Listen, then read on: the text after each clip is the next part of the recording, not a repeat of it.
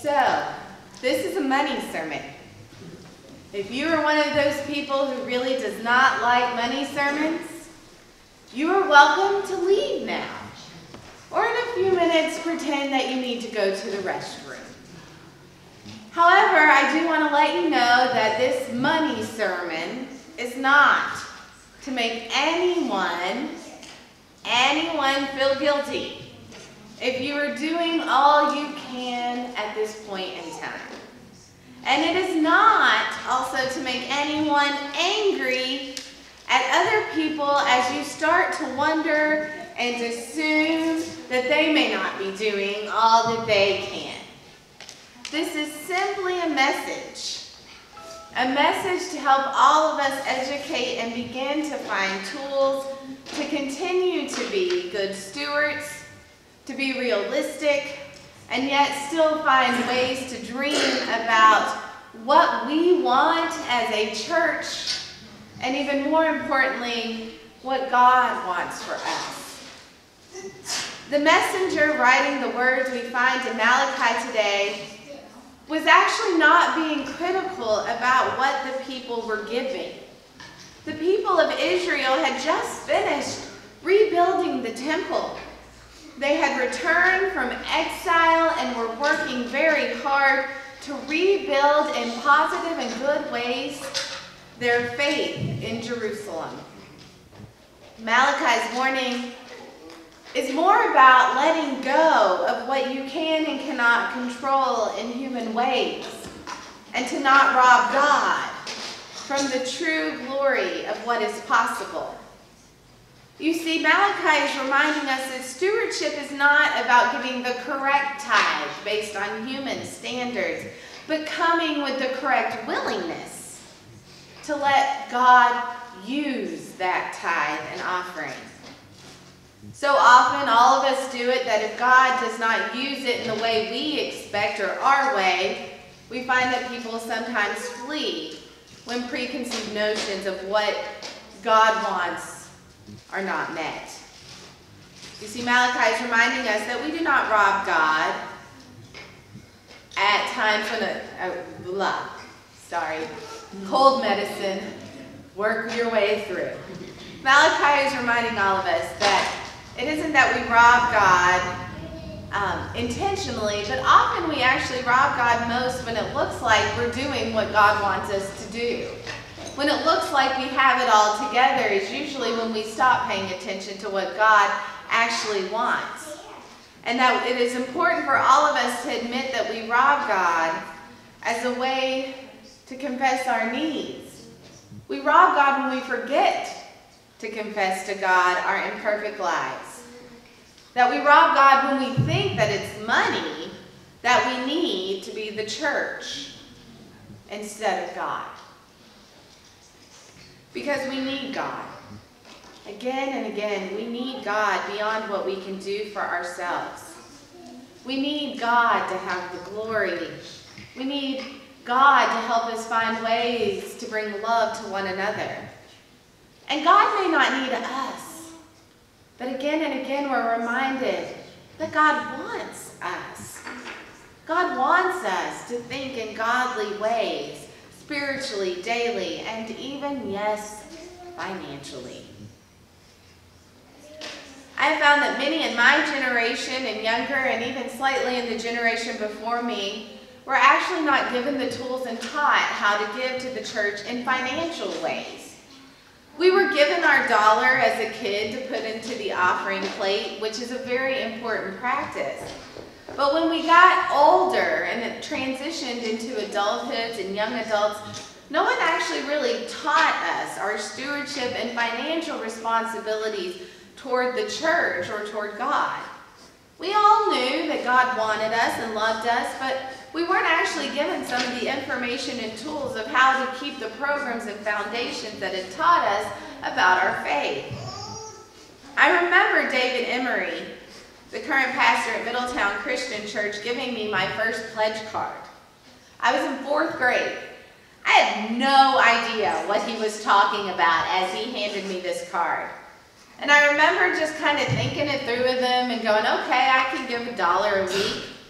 And that meant that I was giving $52 a year, which I think I failed completely in actually doing. But I remember that moment and that act when somebody saw me as a child of God worthy to actually give financially to the church. I remember him planting that seed that giving to the church and money mattered. But I never had somebody until I was actually an ordained pastor follow up with what that looked like. In fact, when I served a church in California, I did work to make sure that all of my children pledged, and together they were able to raise over $1,000 for the annual budget. They were celebrated and began to learn, as I did as a child, that every dollar counts, and that they are active participants and part of their faith financially. It wasn't just something that we teach those kids to do later. It was a part of who they are now. And talking about money is actually a really exciting part of ministry. When we give ourselves the ability to have resources to do God's work and build others up, that means we get to dream. Of course, that means we still have to keep the lights on, but we do it because we're dreaming in ways to share the light of Christ. And when we lose why we're financially gathering money and giving, well, then of course no one wants to talk about money. Details are tough and boring and not exciting in any way, shape, or form.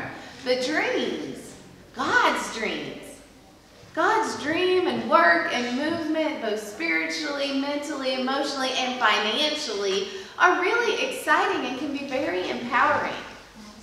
But it isn't about looking good. Malachi reminds us that. It's about being God's. So what are my thoughts about money in this church? The standard rule, as most of you have heard over life, is that people should give 10% of their total income to the church. The current average of people giving to charities is somewhere, depending on which source you read, between 2.5 and 3.6%. It's actually growing to nonprofits. But at one point, 100 years ago, the only charity that was asking for money was actually the church, which is not the case in today's society. There are powerful and amazing nonprofits everywhere doing great ministry and work. And so these types of charitable giving numbers become really complex when you take into account companies that are able to give, estate shifts, what you drop off at Goodwill, and how financially that all plays together. Some of the statistics for churches are that as of 2003, which is a while back, but the most current, is that the Disciples of Christ is one of the lowest giving churches. Most of them only give about 1.75% of their income.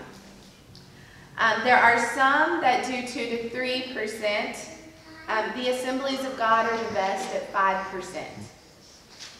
And while all of these are interesting numbers, they do not actually specifically give us guidance in this room for what we need to do here. So it is the season of money sermons. Everybody's doing it throughout all the churches. 'Tis the season of what we do. And in a future sermon, we will be talking about what numbers kind of look like as we dream and look at our future ministries. But today, because it helped me, I want to do some basic math. Are you ready? This is not my spiritual gift. But I want to give you a baseline and a median of understanding what it currently costs to keep our ministry in this place going. So I have my wonderful slide person. I estimate in round numbers. Do not hold me to the exact amount. But currently, ICC's annual budget is somewhere, depending on the year and the things, around $65,000 a year.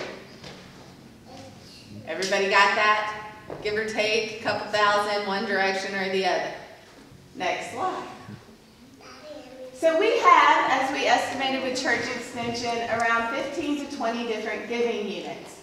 A question a lot of times that people my age have no idea is, what is a giving unit? A family, one that lives together. That means that Erin can't bake off of what her grandparents are giving at this point. I'm sorry, you're out. A single person. That means that at some point, if Will Compton and we put PayPal together. He could give his $1 a week. I mean, he's a college student. That may be all he can find. But a single person can also be a giving unit, or a couple.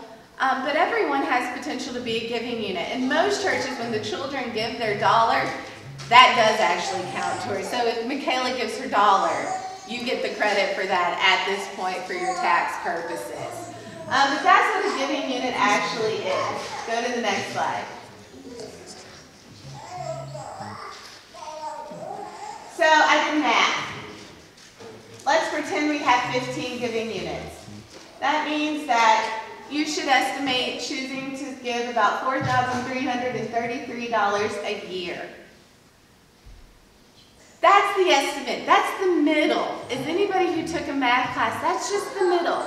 That means there are some of you who are able to give a lot more to make up for the some of you over here who definitely cannot give that. But this, for me, was helpful to kind of go, oh, well, maybe I could give $5 more just to help the person who's able to give a little bit more on this side. It's just a helpful fact. And so that would be about $83 a week. And that's if all lives were equal, right? Which we know all lives are not really equal. Go to the next slide. So if we have 20 units, let's say we call Will and say, hey, give that extra $5 a week. Then all of a sudden, maybe those numbers go up just a little bit. But then you can see here that the 20 units means you give $3,250. And it means that you do the division, that's $62.50 a week. And once again, that's if all lives are equal, right? But I think while these numbers are not the most important thing, they're helpful. They're helpful for you to take time to look at where are you financially? What are you able to give? What aren't you able to give? Where can you give more or less? Can you give $1 more? Can you give $1 less? It's not about making anyone feel guilty. It's just about thinking about, wait, maybe I'm at a point where all of a sudden when I got a grown-up job, I realized, wait, I have a grown-up job. Maybe I can actually pay attention to what I give my church. Or all of a sudden if you go on retirement and you're on a fixed income, then that makes you realize how to balance and prioritize for yourself and your church and your faith and your life as you go forward. Because we're all at different stages in our lives with different expenses and income. But it's just kind of the importance to know if this is what currently we run on. A little more, a little less, but it gives us the median information. They're just to help you to know that this is what we need at the moment to do God's work, currently the way we've been doing it. And this is actually all we need in some ways to improve upon it as we see our children doing God's work over there.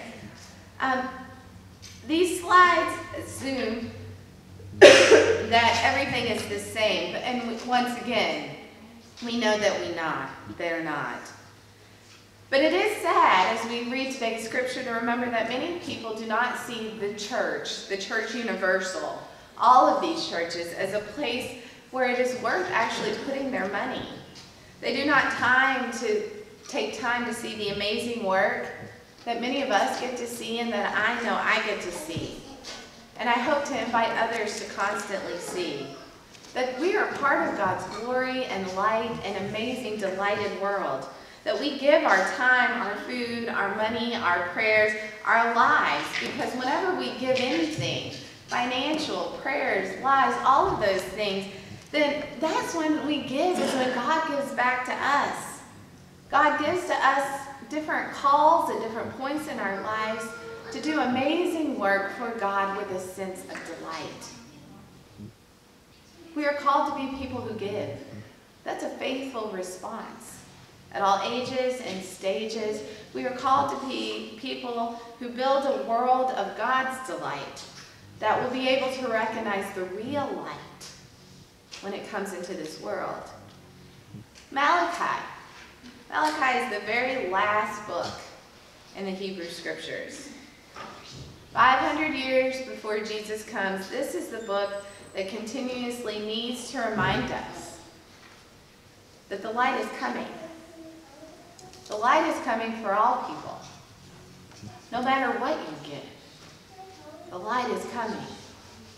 But it is our job to find ways to let people recognize, see, and know that light. And that's why we give. Thank God.